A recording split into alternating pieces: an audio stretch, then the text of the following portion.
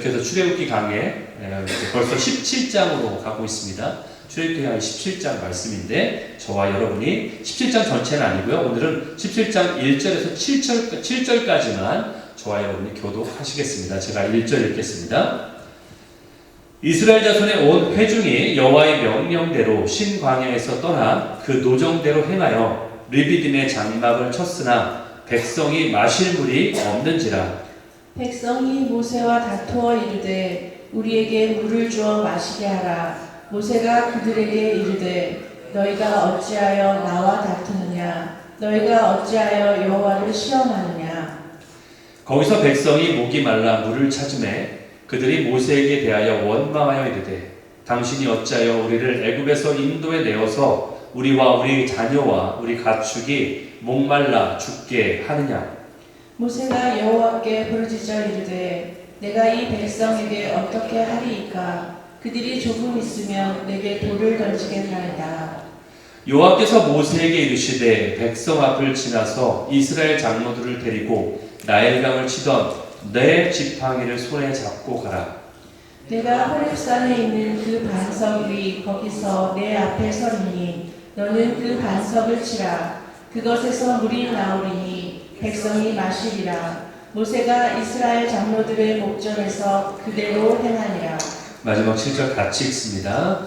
그가 그곳 이름을 마사 또는 무리바라고 불렀으니 이는 이스라엘 자손이 다투었으며 또는 그들이 여호와를 시험하여 이르기를 여호와께서 우리 중에 계신가 안 계신가 하였음이더라. 아멘. 지금 이 장소가 르비딤인데 마사 또는 무리바라고 했다고 했죠. 방금 전에 그렇죠? 세 개의 이름으로 불리는 장소예요. 마사나 무리바나 르비딤이나 다 똑같은 장소예요. 이곳에 지금 백성들이 도착한 거예요. 그런데 이곳에 1절에 보니까 도착했다고 했는데 이곳에 누가 인도하셨죠? 모세가 인도했나요? 하나님이 인도하신 곳에, 하나님이 인도해서 르비딤에 또는 마사라는 곳에 그리고 무리바라는 곳에 지금 도착을 한 겁니다. 그런데 오늘 본문을 보니까 여러분 읽으면서 알게 됐죠. 이곳에 왔는데 뭐가 없더라? 물이 다 떨어진 거예요. 물이 없는 거예요. 그렇다면 우리가 여기에서 이제 한 가지 질문이 있잖아요. 저도 이제 목이 말라서 물을 마시는데 죄송합니다. 여러분 목마를 이렇게 제가 알아먹고 목마르잖아요. 그렇죠? 목마를 때는 물을 마시는 게 정말 필요한데 한 가지 궁금증이 생기는 거예요. 뭐냐면은 왜 하나님이 인도하셨는데 하나님이 인도하심이라고 하는데 왜 물이 없냐는 거죠. 여러분들 이것이 그냥 그럴 수도 있지라고 생각 드시나요? 여러분들 분명히 내가 다 예수님을 믿는데 예수님을 믿어서 하나님이 인도하시는 대로 살아가고 있는데 왜 나에게 필요한 것이 없나? 이것이죠. 왜 물이 없어요? 이런 궁금증이 우리에게 생긴다는 거죠. 그런데 무엇보다도 여기서 물이 없는 것은 굉장히 심각한 문제예요. 왜냐하면 이들이 지금 있는 곳이 도시인가요? 아니죠. 이들은 지금 사막 한 가운데 있는 거예요. 광야, 사막 한 가운데 있어요. 물이 없다는 것은요, 음식이 없는 것보다 더 심각한 문제예요. 사막이나 광야에서 물이 없으면요, 오래 견디지 못합니다. 죽음과 직결되는 문제예요. 그렇기 때문에 이런 질문이 생기는 거죠. 왜 하나님이 인도하시는데 왜 물이 없습니까?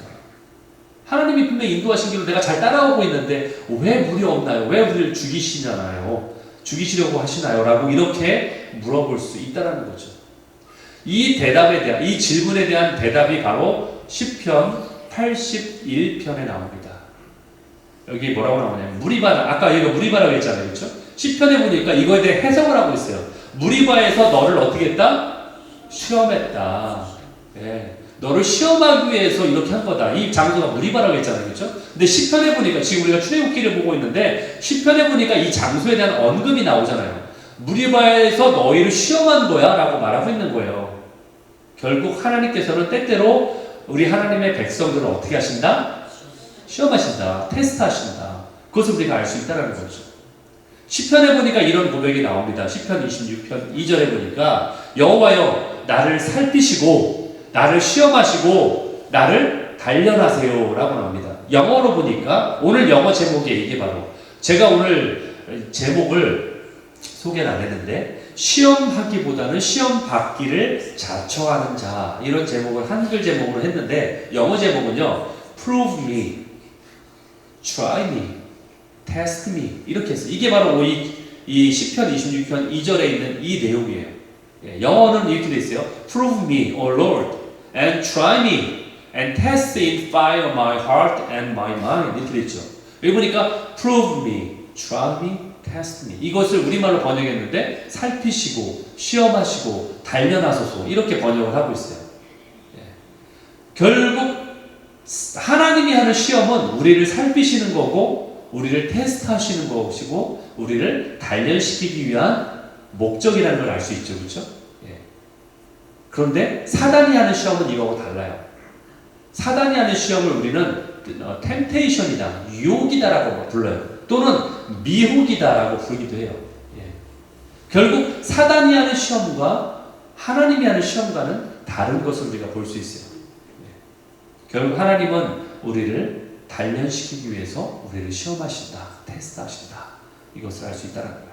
로마서 5장 3절 4절 우리가 많이 아는 구절이죠. 우리가 환난 중에도 즐거워할 수 있는 이유가 있는데 그 이유가 뭐냐?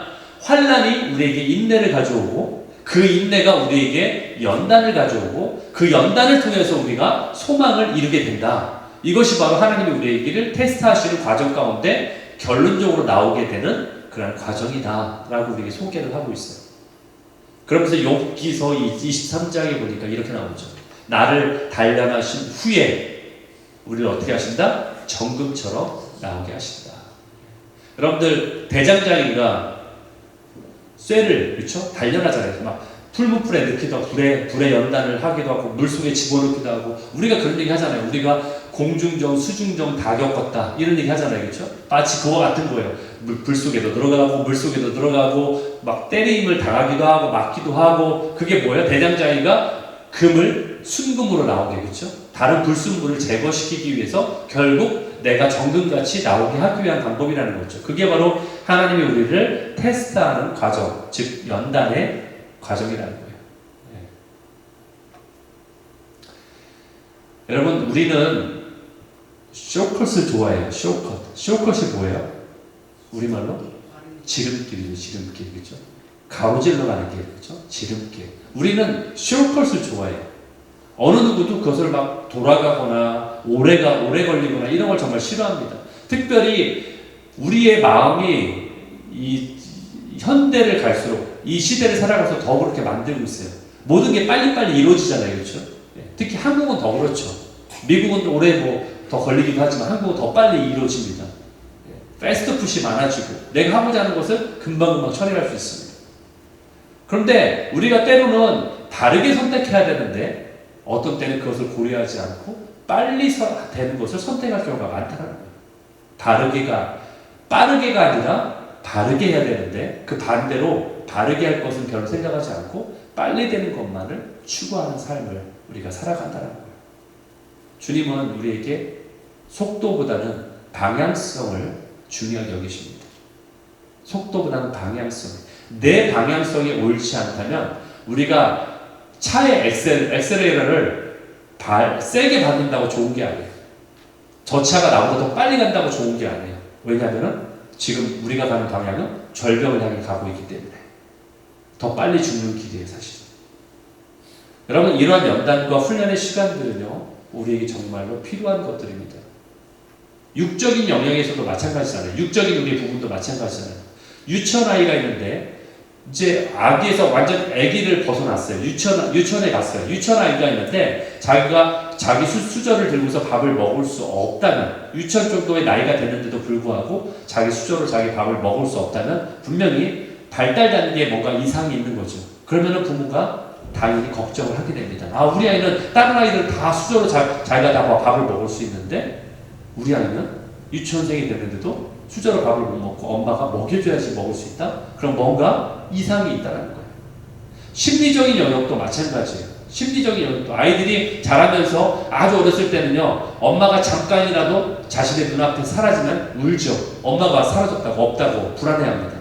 그래서 잠시 부엌에 가는 순간도 참을 수 없어서 엄마 어디 가냐고 울면 난리를 칩니다. 그 부엌에 다녀오는 1분의 시간도 견딜 수가 없는 거예요. 그 아기가. 혹시 여러분 중에 아직도 이런 분 계세요? 엄마가 안 보시면 우시는 분 계신가요? 없으시다면 축하드립니다. 여러분은 잘 자라셨습니다. 심리적으로 잘 자라셨습니다. 제가 이렇게 말도 안 되는 질문을 했죠. 여러분이 연세가 얼마신데, 저보다 나이가 많으신 분들 계신데 엄마가 없다고 우는 분이 안 계시, 당연하죠. 그렇죠?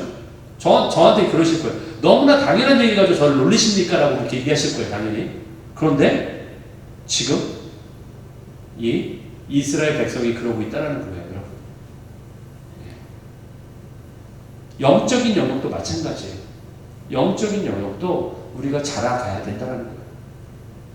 이런 영적인 훈련을 저는 스피리추얼 머슬 트레이닝이라고 부를 수 있어요.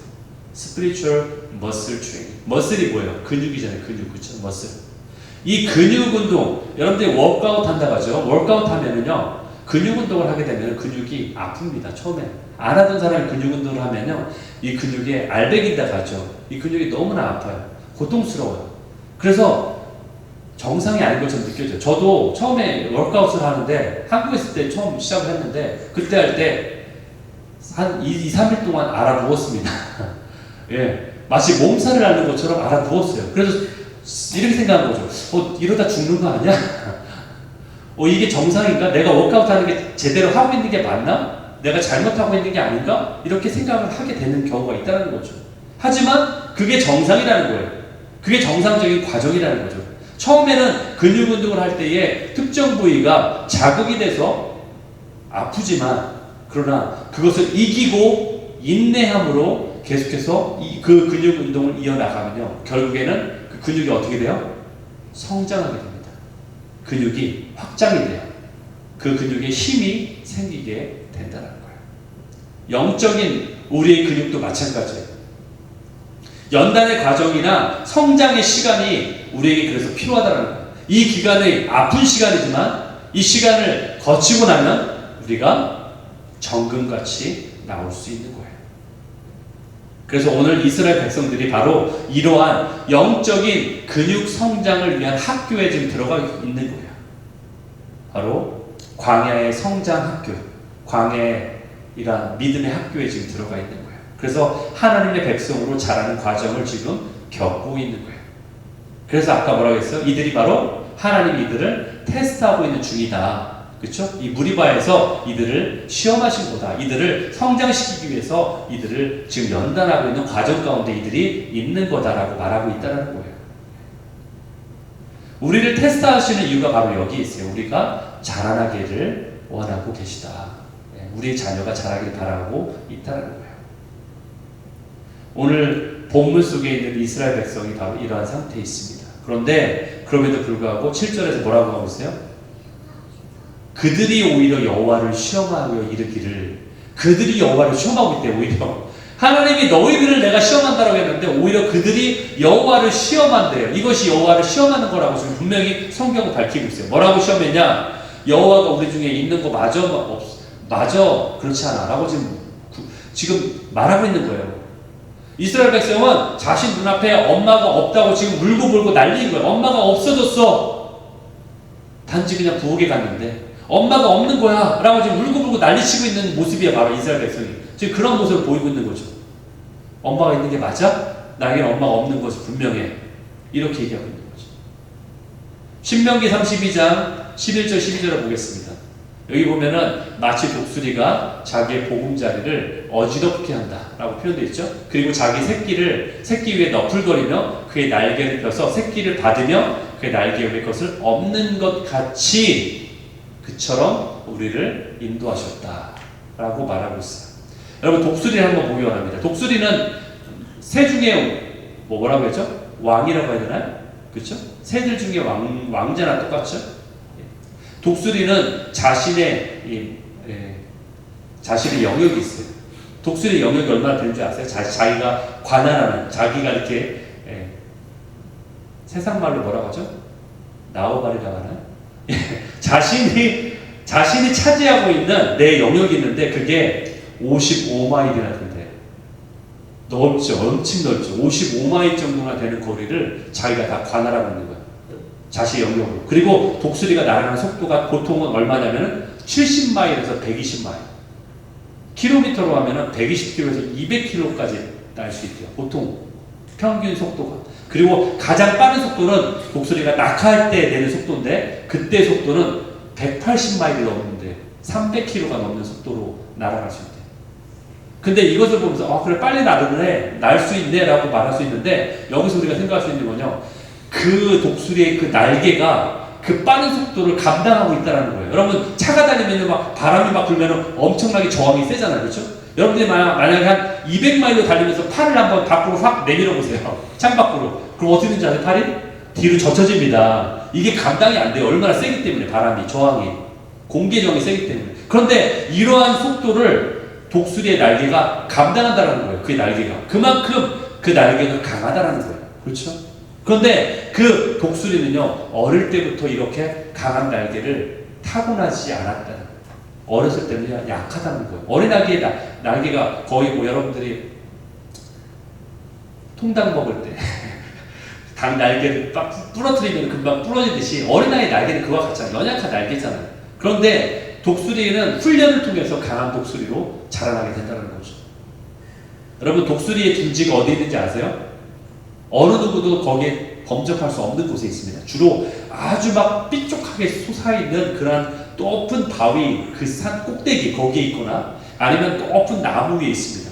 그리고 거기에서 이제 독수리가 자기 새끼들을 사랑하면서 키우는데 독수리의 사랑이 굉장히 유별나다고 해요.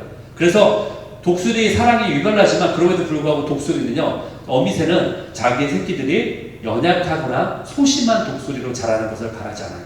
강한 독수리로 키우길 원해요. 그래서 강 훈련을 시킨다고 합니다. 그래서 어린 독수리들은 그런데 훈련을 시킬 때에 그 둥지에서 떠나려고 하지 않아요. 왜냐하면 둥지는 너무 따뜻하고 포근하고 안전지대잖아요. 그렇죠? 안전한 곳이니까 그곳을 떠나려고 하지 않는 거죠. 그때 아까 저 신명기 32장 11절처럼 어미새가 날개짓을 하면서 보금자리를 막 어지럽게 만들어요.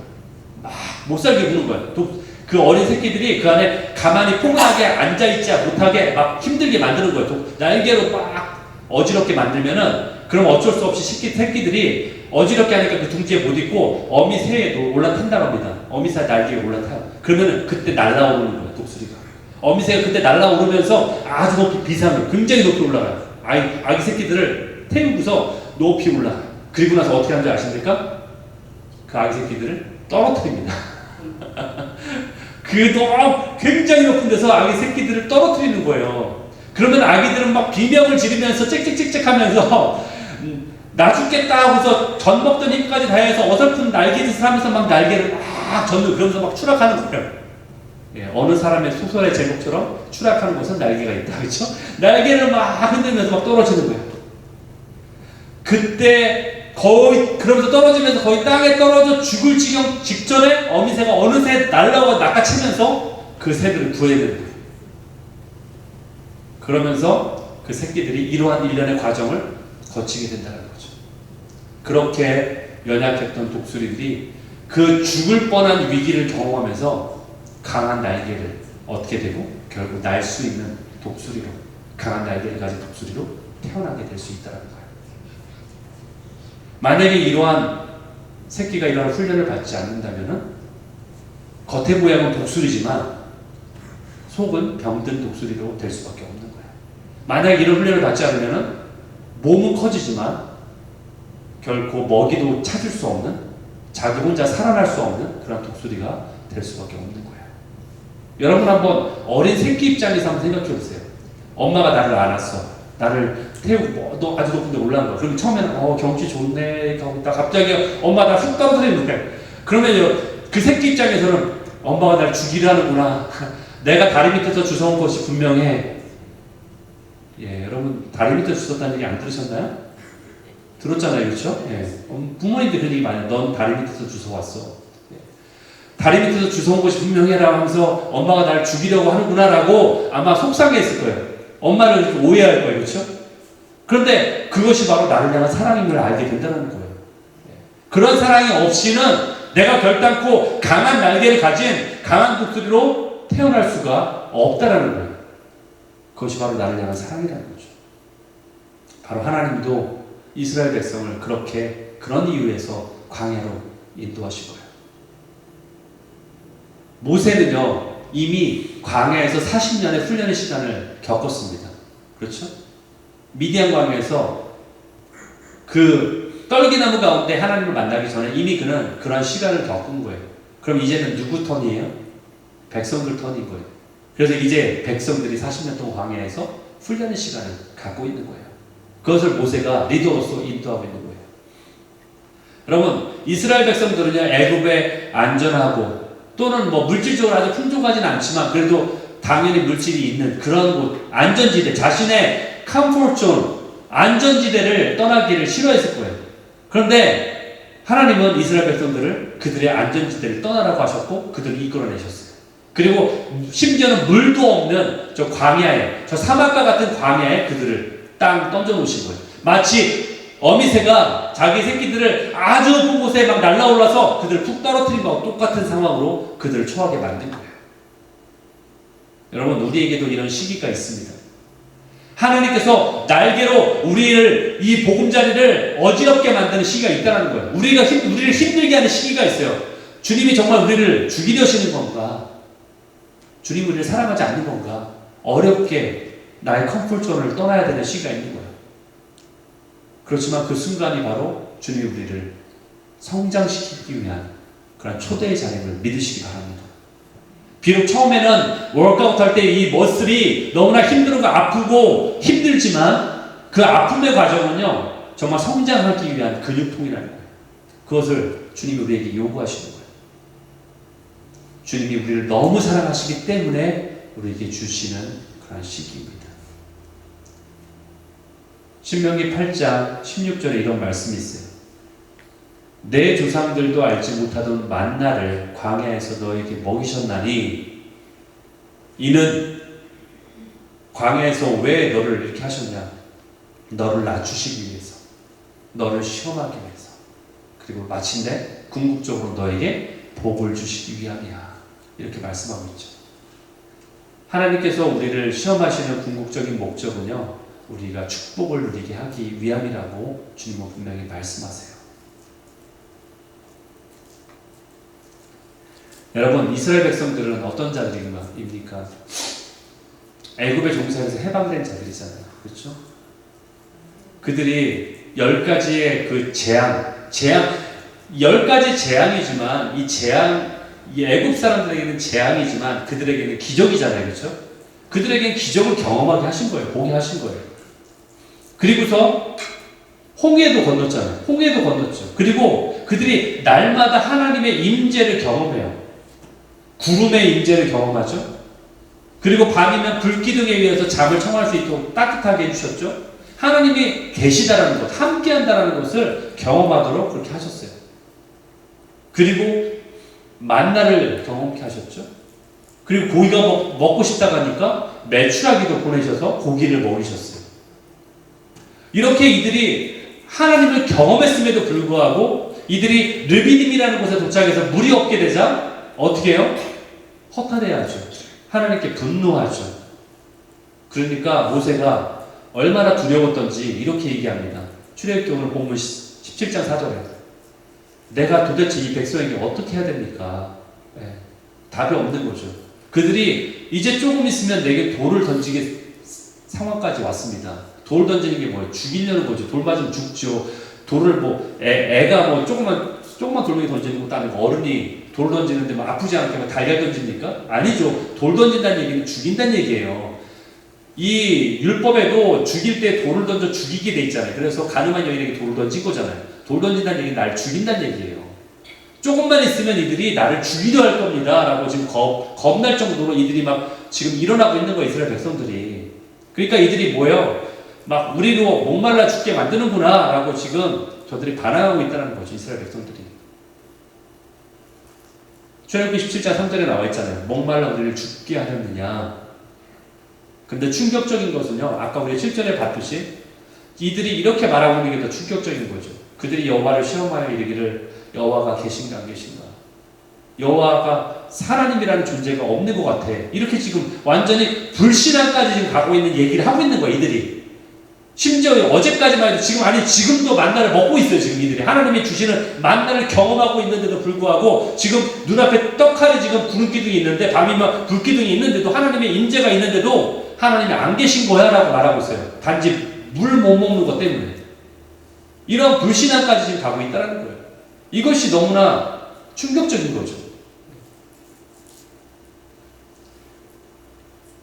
언제는 이들이 홍해에서 살아났을 때 이들이 심지어 춤까지 췄어요. 와, 하나님 우리 살리셨구나. 신나가지고 춤까지 추고 하나님을 찬양하고 했던 이들이 어느 순간에 하나님이 안 계셔라고 지금 말하고 있다는 거죠.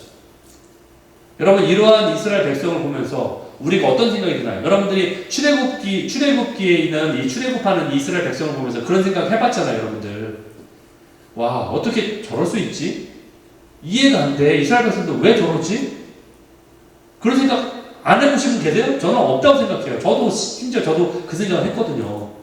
아니, 너무 이해가 안 되죠. 어떻게 저렇게 배은망덕한 자들이 있지? 지금도 만나를 먹고 있고 하나님이 주시는 은혜를 경험하고 있는데 어떻게 하나님이 없다라고 저렇게 불신앙적인 얘기를 저렇게 쉽게 할 수 있지? 어떻게 저럴 수 있지? 이렇게 말할지 모릅니다. 그러나 여러분, 우리 역시 그들과 다를 바가 없다. 이것이 더 충격적이죠. 우리 역시 저들과 다를 바가 없다. 우리도 저들처럼 배은망덕한 자들이고 은혜를 까먹는 자들이라는 거예요. 어쩌면 우리는 그렇게 뭔가를 잘 잊어버리는지 몰라요. 망각의 동물이죠, 우리는 사실. 물론 우리가 뭔가를 잘 잊어버린다는 것이 우리에게 순기능으로 우리에게 좋게 작용할 때도 있긴 있어요. 아픔이나 어려움을 겪었을 때에 그것이 잊어버림으로 인해서 내 안에 상처가 회복되는 그러한 좋은 기능도 역할도 하고는 있지만, 그러나 정작 잊어야 되지 않아야 될 것을 잊는 것이 문제라는 거죠. 하나님을 경험했던 것, 하나님을 알았던 것, 하나님의 은혜를 입었던 것, 이것을 잊는다는 것은 가장 끔찍한 일입니다. 가장 끔찍한 거예요. 여러분, 예수님이 공생애 시작하실 때, 초림에 오셔가지고 공생애를 시작하실 때에 사단이 예수 그리스도에게 세 가지 시험을 하죠. 그렇죠? 세 번의 시험을 받으셨어요. 근데 두 번째 시험이 뭐냐면은 예수님을 딱 옮겨가지고 성전 꼭대기에 딱 올려놔요. 그리고서 거기서 뛰어내려. 그러면 하나님이 널 살려주시겠지. 이러면서 시편 91편 이 11절 말씀을 인용해요. 사단이 하나님 말씀을 인용해요. 웃기지 않아요? 사단이 하나님의 말씀을 인용한단 말이에요. 거기 시편 91편 11절에 보니까 그가 너를 위해 천사를 명령하사 너의 발이 돌에 부딪히지 않게 할 거다. 이걸 인용하는 거예요. 이걸 인용해서 말하는 거죠. 이걸 통해 알 수 있는 것은 어둠에 속한 자들도 하나님의 말씀을 잘 안다. 그리고 그걸 인용할 수 있다. 이걸 알 수 있다는 거죠. 여기에 예수님이 어떻게 대응하시냐? 역시 예수님도 말씀으로 대응하세요. 여기에 대해서. 여기서 그러면서 신명기 6장 16절 이 말씀으로 대응하셨어요. 너희가 마사가 나오죠. 마사가 어디예요? 어디서 많이 듣던 장소잖아요. 무리바예요. 오늘 지금 이 르비딤 여기에요. 오늘 지금 이 장소예요. 오늘 본문 장소예요.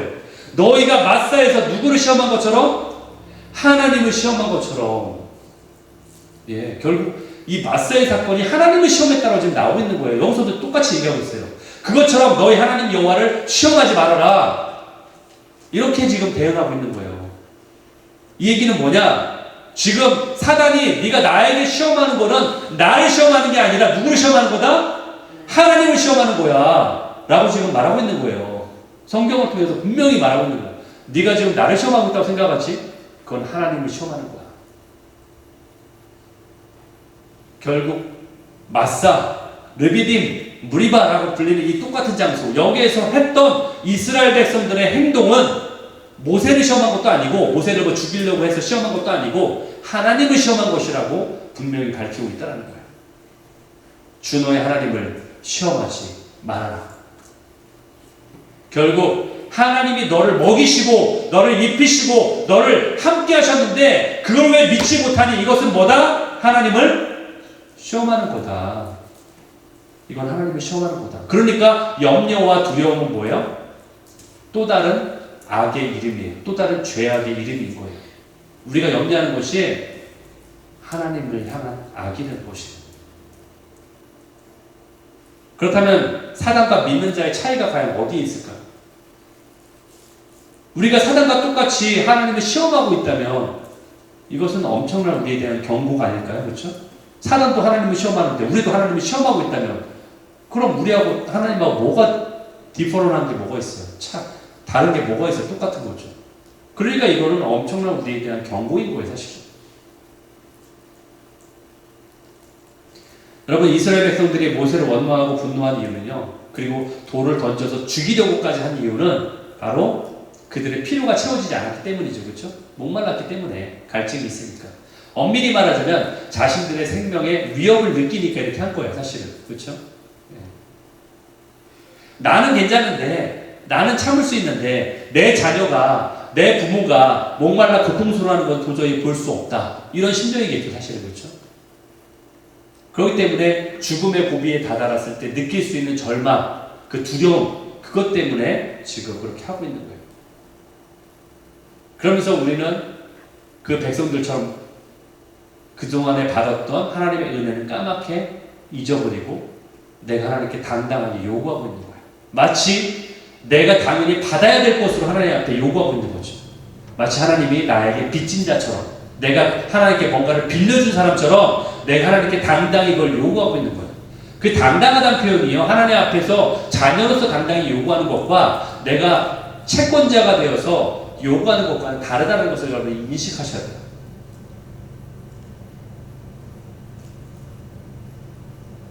여러분, 지금 생명의 위협을 느꼈잖아요. 그렇죠? 예, 물이 없기 때문에 생명의 위협을 느끼는 겁니다. 그런데 결국 어떻게 돼요? 하나님 물을 주시나요? 주셨나요? 아니면 이들은 그냥 목말라 죽겠나요? 주셨죠. 주셨죠. 그렇죠? 그러면은 이들이 생명의 위협을 느낄 만큼 엄청나게 자기에게 필요하다고 느꼈던 물이, 그래서 정말 사람을 죽이기까지, 모세를 죽일 정도까지 필요하다고 생각했던 그 물이 충족이 됐을 때, 물이 왔을 때 얼마나 감사할까요? 그렇죠? 왜냐면은 그만큼 엄청나게 나에게 느꼈던 그 필요가 채워졌을 때는 또 엄청난 감사가 있어야 될 게 아닐까요? 그런데 오늘 성경을 보면요, 어디에도 이들이 물을 먹고서 그 물이 충족됐을 때 감사했다는 표현이 없어요. 나오지 않아요. 여러분, 홍해를 건넜을 때는요, 이들이 너무나 감격하고 감사했다고 춤까지 췄다는 표현이 분명히 나옵니다. 그런데 오늘 본문에는요, 이들이 물을 받고 감사했다, 하나님을 예배했다, 아니면 심지어는 인간적인 감사함으로 모세에게 감사하다고 표현했다, 이런 표현이 하나도 나오지 않습니다. 물론 성경에 언급되어 있지 않다고 해서 그들이 아예 감사를 하지 않았다라고 단정할 수는 없지만, 반대로 생각하면요, 성경이 그거를 언급하지 않았다는 얘기는, 그리고 그만큼 우리에게 다른 면을 강조했다는 얘기는 그들이 그만큼 감사하지 않았다는 얘기예요. 성경은 대신에 뭘 강조하느냐? 백성들이 그들을 하나님을 시험했다라고 17장 7절에 하나님 우리 가운데 계신가? 이렇게 반문했다고 이것만 강조하고 있어요, 성경은. 그 얘기는 뭐예요? 성경은 하나님의 감동으로 된 것이잖아요. 하나님의 의도하신 바가 있다는 거예요. 하나님의 의도는 뭐냐? 이 이스라엘 백성들의 마음에는 감사가 없고 오히려 하나님을 시험하고 하나님께 대적하는 마음만 있었다는 것을 강조했다는 거예요. 의도적으로. 그래서 이것을 부각시켰다는 거예요. 이스라엘 백성들이 감사한 사람이 분명히 한두 명은 있었겠죠. 그렇죠? 그러나 그것을 언급하지 않았다는 거예요. 의도적으로. 그만큼 그들의 마음의 자세를 우리가 알 수 있다는 거죠. 여러분, 이것이 바로 우리의 모습이라는 것을 저는 생각합니다. 이것이 바로 우리의 모습이에요. 감사하기보다는 계속해서 하나님의 존재를 의심하는 태도, 하나님을 시험하려는 태도, 사단도 똑같이 행했던 동일한 행동이에요, 사실. 오늘날 우리가 이러한 짓을 행하고 있지는 않는지, 하나님이 어디 계시냐고, 내가 이런 필요가 있는데, 심지어는 이들은 지금 단순간에 목만 말랐을 뿐이에요. 근데 단지 목마른 거, 이 물이 없는 것 때문에 하나님이 계시냐 안 계시냐까지 들먹이면서까지 모세를 돌로 쳐서 죽이기까지 할 정도로 하나님을 시험하는 이들의 모습, 이것이 바로 우리의 모습 아닐까요? 지금 당장 우리의 어떤 필요가 있다고 해서 하나님 분명히 계신 게 맞아요? 이렇게 의심하는 거죠. 내가 이만큼 헌신했으면 됐지, 주님. 내가 이만큼 교회에서 봉사했으면 됐죠. 내가 이만큼 믿어줬으면 됐지. 이제 내가 원하는 것 좀 내놓으세요. 라고 말하는 거예요. 내가 원하는 거 있는데 왜 안 주세요? 하나님 계신 거 맞아요? 라고 하는 우리의 태도가 바로 이스라엘 백성과 똑같은 태도예요. 그러면서 하나님 안 계신 것 같아. 과연 하나님이 여기 계신 게 맞나 모르겠어. 이렇게 의심하는 태도가 바로 우리의 모습이라는 거죠. 제가 여러 번 여러분들께 예로 말씀드리잖아요. 밴딩 머신 있죠. 밴딩 머신. 저 자판기. 밴딩 머신에 우리가 1불짜리를 넣으면 1불짜리 물병이 나와야 되는 게 정상이죠. 그렇죠? 예, 그게 정상이에요. 근데 1불짜리 넣었는데 물병이 안 나와. 그럼 여러분 어떻게 합니까? 그냥 안 나오는구나. 그냥 딱 포기하고 가십니까? 아니죠. 이게 왜 안 나와? 뻥뻥 때리죠. 그렇죠? 발로 뻥뻥 차죠. 심지어는 그렇죠? 화나면 막 뒤흔들죠. 어떤 남자 같은 건 막 뒤흔들죠. 이거 왜 안 나와? 내가 내 일부를 아까워. 내 일부를 네가 먹었구나. 이처럼 하나님을 생각하지는 않는지. 내가 하나님께 이만큼 일부러치 봉사했으면 일부러치 나에게 나와야 되는 게 아니야. 내가 이만큼 헌신했으면 이 헌신한 대가가 나에게 있어야 되는 게 아니야. 밴딩머신하고 똑같이 하나님을 생각하고 있지는 않냐라는 거죠. 내가 이만큼 믿어줬으면 됐지. 내가 이렇게 교회 나와줬으면 하나님이 나에게 감사해야 되지. 왜 나에게 이런 내가 필요한 심지어 이 조그만 물마저 왜 안 주시는 거야? 하나님 쫀쫀하게 이 조그만 물 그러면서 나는 쫀쫀하게 이 조그만 물 때문에 하나님이 없다라고 생각하는 거예요. 반대로. 이게 우리의 모습이지 않냐라는 거죠. 신앙이 이런 신앙이면 안 된다는 것을 우리에게 보여주고 있습니다. 여러분 우리가 살아가면서 우리가 항상 오아시스만 만나지는 않습니다. 그렇죠? 우리가 살아가면서 우리가 살아가는 삶이 광야나 사막이라고 비유한다면 항상 오아시스만 우리 앞에 펼쳐져 있는 건 아니라는 거죠. 때로는 어려움이 있고 때로는 고통이 있고 때로는 견뎌야 되고 때로는 이 길을 시간이 지나면서 이 어렵지만 이 시기를 견디면서 기다려야 되는 시기가 분명히 있다는 거예요. 그런데 그런 순간을 만날 때마다 하나님이 안 계신 것 같아. 하나님은 없어. 내가 그동안 하나님 헌신한 게 얼마큼인데 이렇게 따진다면은 그건 불신앙의 모습이라는 거고 그것은 성경이 말한 것처럼 성경이 계속 말하고 있죠. 무리바에서 너희 하나님을 시험한 거다. 그것은 하나님을 시험하는 거다. 누구하고 동일하게? 사단하고 똑같이. 우리의 모습이 별로 다를 바가 없는 거예요. 나을 바가 없는 거예요. 사단하고 똑같이 해가는 거예요. 그 모습.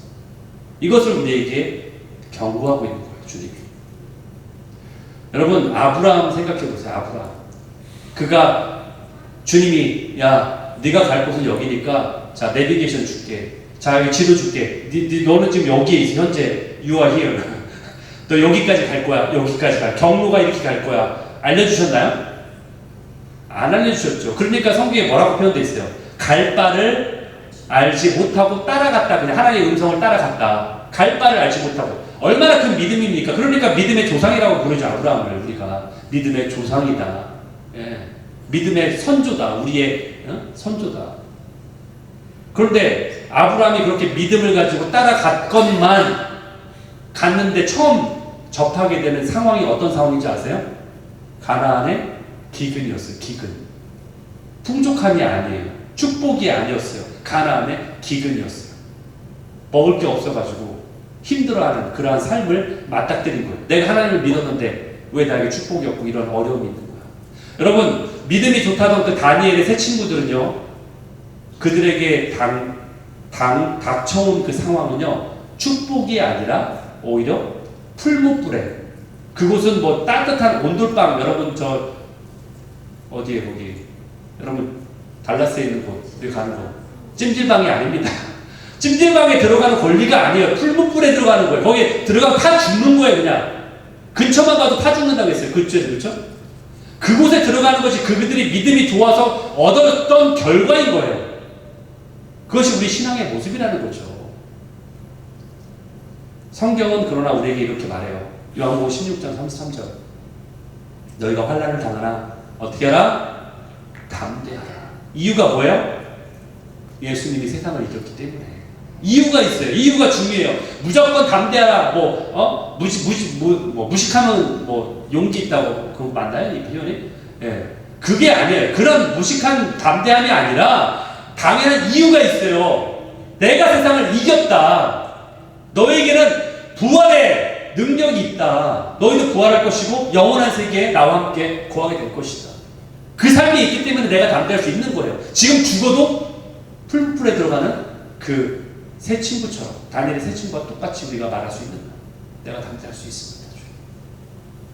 마태복음 10장 28절. 저들 두려워하지 마. 눈에 보이는 거 두려워하지 마. 무엇을 두려워하더라? 너희 영혼을 지옥에 멸하지 못하게 하시고, 또는 지옥에 멸하게 할 수 있는 능력을 가진 자, 그분을 두려워해야 된다. 이것이 바로 우리가 담대할 수 있는 이유라는 거예요. 아멘? 환난은 일시적입니다. 환난은 단지 일시적이었어요. 만약에 하나님이 이스라엘 백성에게 그 무리바에서 물을 줄 수 있다는 것을 알고 있다고 해서, 어떤 사람은 하나님이 물을 줄 걸 알고 있어요. 근데 그 시간이 단지 이틀밖에 안 돼. 그 이틀 참을 수 있잖아요. 그렇죠? 만약에 그걸 알고 있는 사람이면은 분하지 않았을 거예요. 그렇죠? 참을 수 있을 거예요. 근데 그걸 모르니까 지금 화낼 거잖아요. 이스라엘 백성들이. 그렇죠? 결국 하나님이 어떻게 행하실 것을, 우리가 종국에 어떻게 행하실 것을 알고 있다면 우리는 분노하지 않을 수 있어요. 그리고 우리는 두려워하지 않을 수 있다는 거예요. 담대할 수 있는 이유가 여기에 있다는 거예요. 바로 영혼에 대한 소망이 우리에게 있기 때문에. 그러면서 출애굽기 17장 5절에 뭐라고 해요? 모세에게 내 지팡이를 손에 잡고 가라, 이렇게 명령하십니다. 모세가 대답하죠. 그 애굽에서 바로와 그 백성들을 심판하실 때 사용했던 그 지팡이 말입니까? 그 지팡이도 저 배은망덕한 저 백성들을 때리고 혼내주라고 지금 저한테 지금 그거 들고 가라 하시는 거죠? 이 지팡이로 저들에게 불같은 재앙을 내리도록, 기적을 일으키도록 그러시는 거 맞죠? 주님 말씀하십시오. 제가 당장이라도 저들을 그냥 불로 심판하겠습니다. 그러니까 주님이 뭐라고 하세요? 아니다. 내가 호렙산에 있는 그 반석 위에서 내 앞에 서리니 그 반석을 쳐라. 그러면 그곳에서 물이 나올 것이다. 그리고 그 물로 너의 백성을 마시게 하라. 그러자 모세가 말하는 거죠. 아니, 주님은 배알도 없으세요? 주님 앞에 저렇게 배은망덕하고 저렇게 주님을 원망하고 했던 저들에게 물을 주라고요? 한 대 쥐어박아도 시원찮을 저들에게 물을 주라고요? 이상은 제가 상상한 이야기입니다. 이렇게 생각하지 않았을까요? 모세가 정상적인 사람이라면 당연히 이렇게 생각했겠죠. 그렇죠? 왜냐하면 자신을 죽이려고 돌까지 들 정도로 위협하는 그런 상황 가운데 있는 저들에게 물을 주라고 했기 때문에, 물론 그것이 해결책이긴 하지만 인간적인 입장에서는 저들에게 물을 주고 싶지 않았을 거예요. 사실은. 그럼에도 불구하고 주님은 어떻게 했냐? 그들에게 물을 주어라. 주님은 그분의 백성을 사랑하셨기 때문에 분노하는 자들임에도 불구하고 그들에게 물을 주도록 하시는 분이십니다. 고린도전서 10장 1절에 4절을 보면은 다 같은 신령한 음식을 먹고 다 같은 신령한 음료를 마셨으니 그들은 따르는 신령한 반석으로부터 르비딤에서 너희가 마셨다. 그런데 그 반석은 누구다? 곧 그리스도시다 라고 우리에게 말씀하고 있습니다. 결국 그 반석이 바로 예수 그리스도라는 거예요. 생명의 근원 되시는 그분을 너희가 따라야 된다. 요한복음 4장 14절에서 사마리아 수가성 여인에게 이렇게 말씀하셨어요. 내가 너에게 주는 물은 목마르지 않는 영원한 물이다. 영생하도록 솟아나는 물이다. 그게 누구예요? 예수님이죠. 근데 수가성 여인은 그런 물이 실제로 있는 줄 알고 착각하죠. 처음에는. 그렇죠. 근데 바로 예수님을 말씀하시는 거였어요. 우리가 바로 우리의 영혼을 갈증을 시원케 할 그 생수에 우리의 관심이 있어야 됩니다. 우리는 단지 아버지 손에 들려오는 그 마켓 봉지에만 관심을 가져서는 안 돼요. 여러분들이 옛날에는 아버지가 집에 올 때에, 퇴근하셔서 오실 때에 검은 마켓 봉지를 손에 들고 오시죠. 그러면 아기들은 어리기 때문에 아빠를 반기는 게 아니라 그 마켓 봉지에 뭐가 들어있는지 그거에 관심을 그것만 뺏어가지고 열어보잖아요. 그렇죠? 그 안에 귤이 있는지, 그 안에 핫도그가 있는지, 겨울이면은 거기에 군 고구마가 있는지 이런 걸 확인하려고 마켓 봉지만 보잖아요. 그러나 주님 뭐라고 하시냐? 하나님의 얼굴을 구하는 자가 되라. 하나님의 손을 구하는 자가 아니라 생수가 되는 나를 원하는 자가 되라 라고 주님이 말씀하십니다. 요한복음 7장 37절 39절 그러므로 나를 믿는 자는 성경의 이름과 같이 그 배에서 생수의 강이 흘러나올 것이다. 그런데 이는 뭐를 가리켜 말씀하실 것이라? 성령을 말씀하실 것이다. 주님 도대체 나에게 뭘 들어주시기 원하십니까? 라고 말할 것이 아니라 과연 하나님은 나에게 어떠한 분이신가? 여기에도 관심을 가져야 된다는 거예요. 결국 그 주님 앞에 소망을 둘 때에 우리는 독수리가 높게 날개쳐 올라간 같이 우리가 비상하게 될 것입니다. 마지막으로 우리가 시편 26편의 말씀을 고백하고 마치면 좋을 것 같아요. 아까 우리가 한번 봤던 말씀이죠. 여호와여 나를 살피시고 시험하사 내 뜻과 내 양심을 단련하소서. Prove me, test me, try me. 이것이 바로 우리가 주님 앞에 드려야 될 우리의 기도의 제목이 되어야 된다고 생각합니다. 신앙의 본질은 그분과 함께 살아가면서 매일매일 그분을 바라보는 삶의 과정입니다. 그분과 함께 살아가면서 매일매일 그분을 바라보는 삶의 과정이에요. 이것이 바로 신앙이에요. 저와 여러분이 이처럼 우리 삶의 원천과 근원 되시는 그 주님을 인정하며 그분의 주권을 인정하기에 이러한 신앙의 실제가 우리 삶에 있게 되기를 예수 그리스도의 이름으로 축원합니다. 아멘.